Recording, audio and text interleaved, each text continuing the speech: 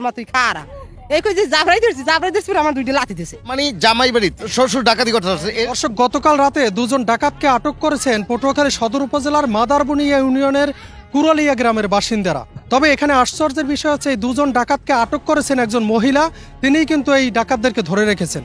তবে এখানে স্থানীয়দের একটি অভিযোগ উঠে এসেছে যে ডাকাতরা নাকি তাদের কাছে স্বীকার পেয়েছেন যে জামাইয়ের বাড়িতে শ্বশুর ডাকাতি করতে পাঠিয়েছেন, এরকম একটি কিন্তু অভিযোগ জানাচ্ছেন এখানকার স্থানীয়রা। তো এই বিষয়ে আমরা এখান থেকে জানার চেষ্টা করব। এই ঘরে একসে খালি ঠাস ঠাস একসে পরে পরে আমি কি আইলি কি ও ঘরে দাদেরা বাড়তে হেনা বাড়তে তাহলে ও ঘরে মারা পিডিয়ে কি এই নামিয়ে দেয় কি খালি একসে দূরি সরে পরে পরে আমি নিশ্চয় দাঁড়াই রয়েছি ওই দেখুন যে লোকটা কেরা ও ঘরে দুরিশ পরে এনি রাত ধরে লোকটা কেনা এই দেখি দুইজনে ওই দেয়া ফিরিয়ে নামে পরে আমি কইতে এই তো ওর রাসমুরোরই লইয়ে যায়। আমি বুঝলাম যে না রাসমুরো লই যায় এটা একটা বাজারের ব্যাগের মতন কিছু ওটা টেরাং এটা তো আমি বুঝলাম দুর্গুণে আন্দার চিনের জন্য একটা বাজারের ব্যাগের মতন। এই আমি দৌড়িয়েছি ওরে গোল মা তুই আসমুরোটি সব ব্যাগ ভরি লইয়ে মেলা হরছে এই ধরছি চাপড়াইয়ে দুইজন তো একজন সামনে আর পিছের জন আর আমি ধরতারছি আগের জন আর ধরতারিনি আগের জন তো চলেই গেছে ধরছি বের উঠতে আমার ওই পাউডা পাশে দুইটা লাতি দিয়েছে আমি টাক্কেরই পড়ে গেছি রাবের বাইরে বলা দিস তুমি উম্মে গেছো গরু দেখতে গরু নি না ইয়া দিয়েছে চোখ তুমি শিগগির এই হে লগলা লাপটা দিয়ে পড়িয়া একসে খালি দৌড়ই যে রুহিন হালাই যাবড়াইয়া ওই দাদে ধরছে একজন আর ওই রফিক দাদে ধরছে একজন।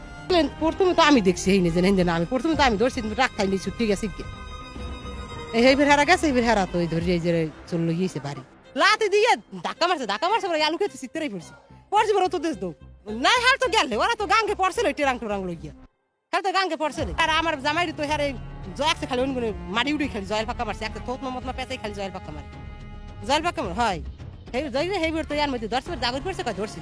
এই তো আমরা সবাই দৌড়ে গিয়ে যাইতে যেন হাসই। আমরা ছোটবেলায় ওই যে সবুজ তালুকদারের যে ক্যাসেটগুলো শুনতাম, মাছাসিরা শুনতো, আমরাও বসে বসে শুনতাম। ঠিক এতটা বছর পর আজকের সেম ঘটনা এলাকায় এসে যখন ডাকাতদের আমি জিজ্ঞেস করি যে আসলে এই বাড়িতে যে টাকা আছে, মানে মূল উৎস হচ্ছে মূল কথা হচ্ছে যে এই বাড়িতে 3.5 লাখ টাকা ছিল। ওনারা নর্মাল ফ্যামিলি, কিন্তু ওনার মেয়ে তারপর ছেলেরা চাকরি করে ঢাকাতে। ওই প্রতি বছর এই সিজন আসলে এই জমাজমি কিছু ওই যে ক্রয় করে, যে কারণে ওনার ঘরে 3.5 লাখ টাকা আছে। তো আমি ডাকাতদের জিজ্ঞেস করলাম যে আসলে ওনাদের একটু মিথ্যা আশ্বাসও দিয়েছি যে আপনাদেরকে আমি ছেড়ে দেব, তো আপনারা যদি সত্যটা বলেন। তো ওনারা হয়তো আমাকে বিশ্বাস করছে জনপ্রতিনিধি হিসেবে যে হয়তো ওনাদেরকে সত্যি ছেড়ে দেব।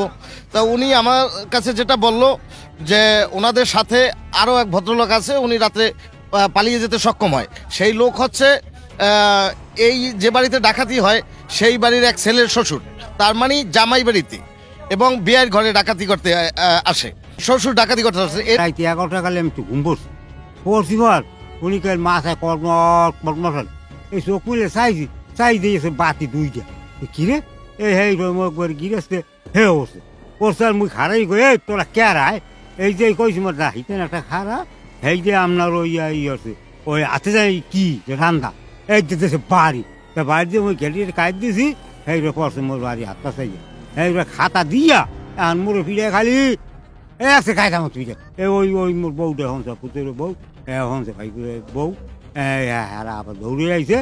আর উনি ওই মুখর আর মায় হেও শিখতেছে আর হ্যাঁ চিন দিয়ে বাড়ি দিয়া এইবার ওপরে দিলে আমি মাথা করে নামায় ওই ট্রেন 2 টাকা নামাই সেই ট্রেন নামাইয়া এই যায় হেই গেল ওই মুখ বাড়ি গিরাসকে এই চোরের লগে লাগে এই পস একালে 2-তে মানে চোরও দরকার না, আর চোর ডাহাই চাতা দিলে ওই হ্যারও দরকার।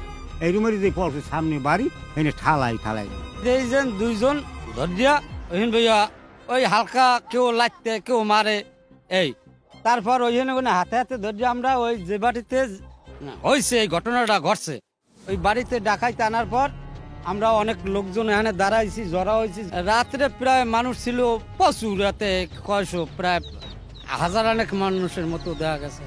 এরপর ডাকাইতে বলছে যে আমার এতে সিদ্দিকের শ্বশুরে পাঠাইছে, তার মানে এই ঘরে যায় মেয়ে বিয়েতেছে জামাই, এই জামাই শ্বশুর সিদ্দিকের শ্বশুরে আমার স্বাস্থ্য ভাই শ্বশুর। হেরা তো বাঁচার জন্য কইতে আছে না কি করার জন্য কইতে আছে হেরাই বুঝবে, আমি তো এটা জানি না। আমার বাপের আর আমারে মিথ্যাবাদী ফাঁসাই দিতে চাই, কিন্তু আমার বাপের বাড়ি আর আমার ওই চোরের বাড়ি পাশাপাশি বাড়ি, প্রায় আধা মাইলের দূর হবে। তারপর মনে করেন এখান থেকে আমার বাপ এই পরের বাড়ি, এই কারণে আমার এই ফাঁসাইয়া দিতে চাই।